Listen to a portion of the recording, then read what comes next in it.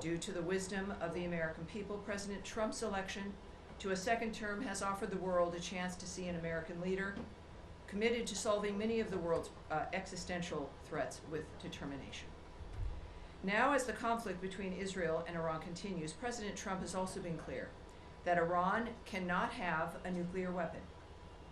Secretary of State Marco Rubio has also stated that fact, as he has traveled the world working to implement President Trump's vision of peace and security. That statement has also been uttered from this podium many times. The fact that Iran cannot have a nuclear weapon is clear. As the White House reminds us, since taking office, President Trump has clearly stated no fewer than a dozen times that Iran cannot be allowed to have a nuclear weapon, for anyone who's unclear on that fact. President Trump has made the same pledge no fewer than 40 times before taking office, even as far back as 2011. One of the highest priorities of the Trump administration is the safety and security of the American people. To that end, the Department of State has established the Middle East Task Force to help coordinate support for U.S. citizens, our U.S. diplomatic missions, and personnel and diplomatic engagement. The task force is operating 24 hours a day. Over the past week, to help keep U.S. citizens informed, we have issued more than 30 security alerts to countries in the region and updated the travel advisories for Iraq and Israel. We remind U.S. citizens not to travel to Israel or Iraq and not to travel to Iran under any circumstances. We continue to monitor the complex and rapidly evolving situation on the ground as we continue to assess and address the needs of U.S. citizens. We urge all U.S. citizens to regularly visit travel.state.gov for the latest travel advisories and security updates, and to enroll in the Smart Traveler Enrollment Program, also known as STEP, to receive timely alerts and guidance from the State Department.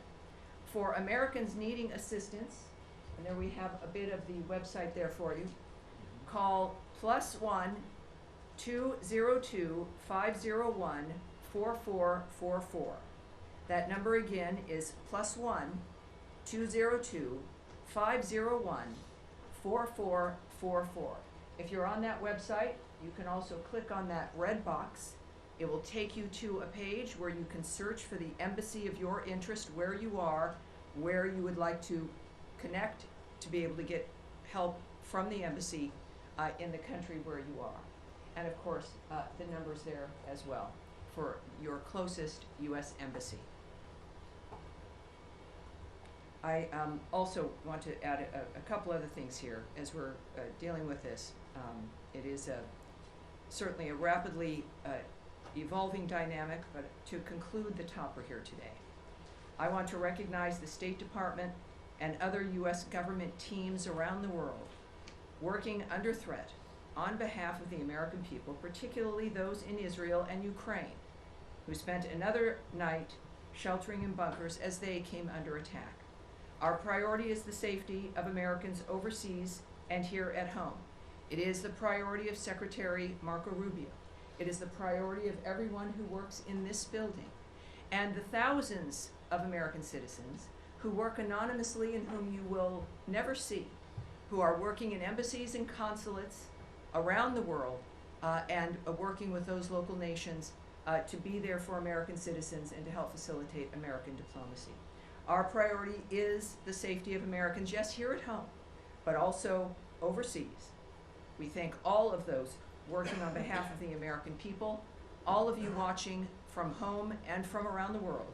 We thank you, and for everyone around the nation, we know and honor your work as we begin another briefing here, ready to take your questions.